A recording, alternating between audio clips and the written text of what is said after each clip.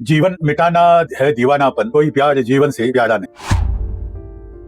नमस्कार मित्रों, स्वयं मैं सुनील शर्मा और जीवन है हम सब में समान। आपका स्वागत है। कुछ ऐसे क्षण होते हैं जब जीने का बोझ असहनीय लगने लगता है, जब वो इंसान चला जाता है जिससे आपने प्यार किया था या शायद कभी आया ही नहीं, जब वो काम टूट जाता है जिसमें आपने सब कुछ लगा दिया था, जब रात के 3 बजे आप छत के ताकते हैं और सोचते हैं इस सब कुछ अर्थ क्या है। ऐसे ही क्षणों में एक पुराना हिंदी गीत दर्शकों को गाया जाता है, अस्पतालों में, घरों में, देर रात के रेडियो पर। इसके लिए नहीं ये भावुक और बल्कि इसके लिए ये सच बोलता है, जीवन मिटाना है दीवानापन, कोई प्यार जीवन से प्यारा नहीं। जीवन को मिटाना दीवानापन, जीवन से अधिक प्रिय और कुछ नहीं। पर यही कहने की जरूरत क्यों पड़ती? जब भीतर का तूफान अपने चरम पर होता है तो वो ये सच नहीं लगता, जीवन एक बोझ जैसा लगता है जो हमने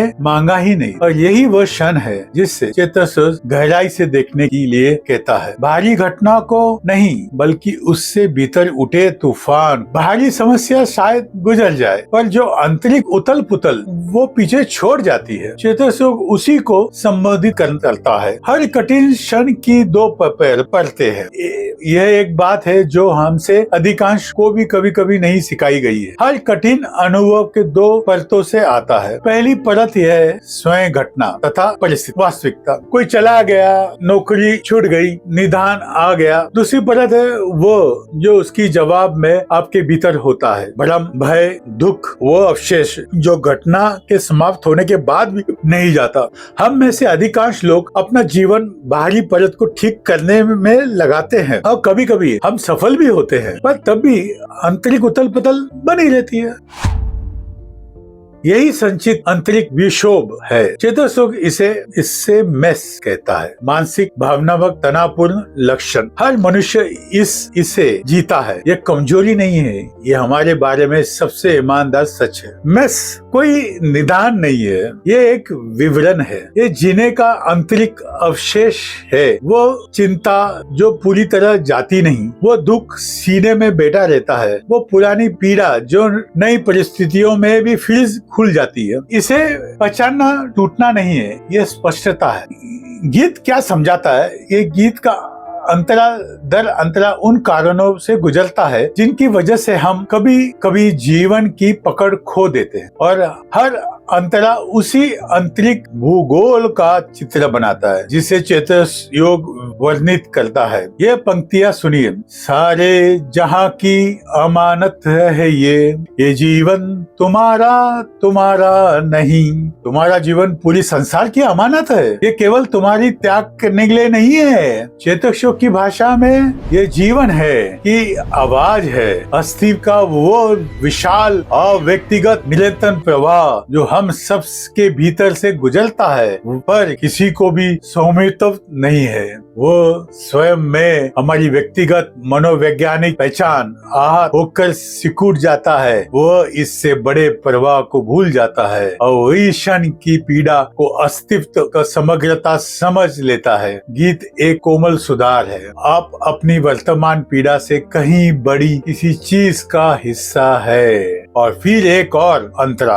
अगर कोई दुनिया से रूठे तो क्या? सितारों हजारों है आकाश पर, बस एक ही तो सितारा नहीं। अगर कोई दुनिया से रूठ जाए तो क्या? आकाश में हजारों तारे, कोई एक अपरिहार्य तारा नहीं होता। ये ठंडी तसल्ली नहीं है, ये उस विशेष भूल का सुधार है जो मेस उत्पन्न करता है। ये विश्वास कि ये घाव या हानि, ये असफलता अंतिम और पूर्ण है। जब स्वयं में प्रगतिशील होता है तो हर कठिनाई को जीवन है की और व्यक्तिगत आक्रमण की तरह देखता है, जैसे अस्तित्व स्वयं आपके विरोध हो। गीत चेतक शोक की तरह विस्तृत दृष्टि को खुला रखता है।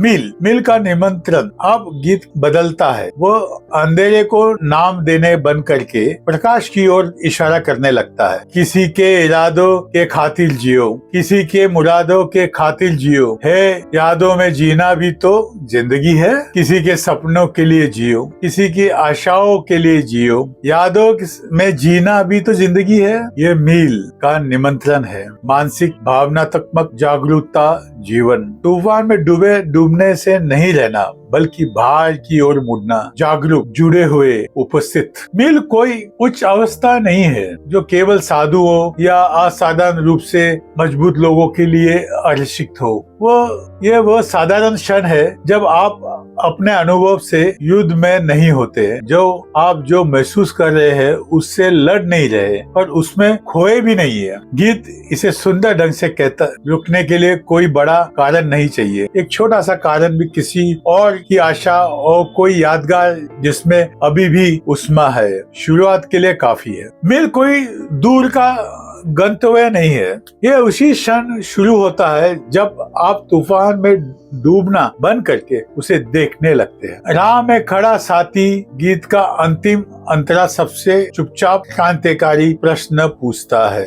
नया कोई साथी खड़ा राह में, उसे प्यार से क्यों पुकारा नहीं? राहों में एक नया साथी खड़ा है, उसे प्यार से क्यों नहीं पुकारा? जिस साथी की ये पंक्ति बात करती है, ये वो कोई व्यक्ति नहीं है भी हो सकता, वो एक अभ्यास हो सकता है, वो प्रज्ञा हो सकता है। चेतसों की नियमन विधि एक दोहराने योग्य दैनिक लंगर जो अंतरिक्ष समझ को केवल एक असाधारण नहीं है बल्कि एक जीवन कौशल बना देता है। दिन दर दिन गीत पूछ रहा है, आगे का मार्ग है, सारे पहले से है वहाँ खड़े हैं, प्रतिशत क्या चीज आपको उसकी ओर बढ़ने से रोक रही है? प्रज्ञा चेतक सुख की एक व्यवहारिक विधि है, एक दैनिक दोहराने के योग्य अभ्यास है जो स्वयं को एक साथ, स्वयं को और जीवन है दोनों को देखना सिखाती है। ना दमन ना अतिक्रमण, बस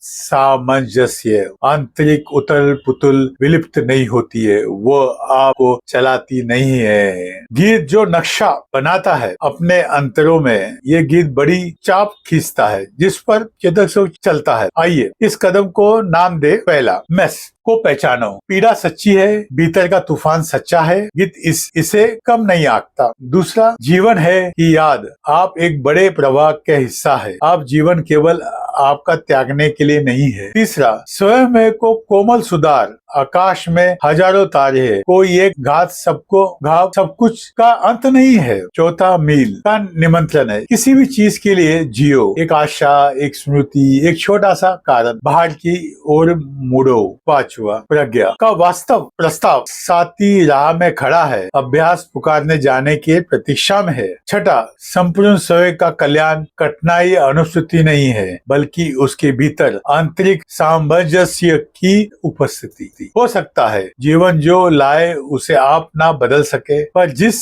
गुणवत्ता के से आप उसे जीते हैं वो जरूर बदल सकते हैं। उसके लिए जो भी अभी तूफान में है, अगर आप इससे किसी वास्तविक अंधकार के क्षण में देख या सुन रहे हैं, अगर ये गीत कविता से कम और जरूरत की तरह अधिक लग रहा है, तो कृपया ये जाने जो आंतरिक उथल पुथल आप महसूस कर रहे हैं वो मेस है, यही सच्चाई है, ये भारी है और यही साधनीय भी है। पहली भारी स्थितियों को सुलझाना जरूरी नहीं, आप भीतर से शुरू कर सकते हैं, उस साधारण कार्य से जिसमें आप तूफान को डूबने की बजाय उसे देखे। चेतक योग आपसे मजबूत होने को नहीं कह रहा है, वो आपसे ईमानदार होने की कह रहा है, इतना ईमानदार कि देख सके कि भीतर क्या हो रहा है और इतना जिज्ञासु कि पूछ सके क्या इसके पार कोई मार्ग है जिसके लिए आपको मिटना ना पड़े। है जीने के लाखों सहारे यहाँ, बस एक ही तू सहारा नहीं, ये जीने के लाखों सहारे यहाँ, कभी केवल एक ही सहारा नहीं होता। आप तूफान में अकेले नहीं और तूफान पूरा आकाश नहीं। थैंक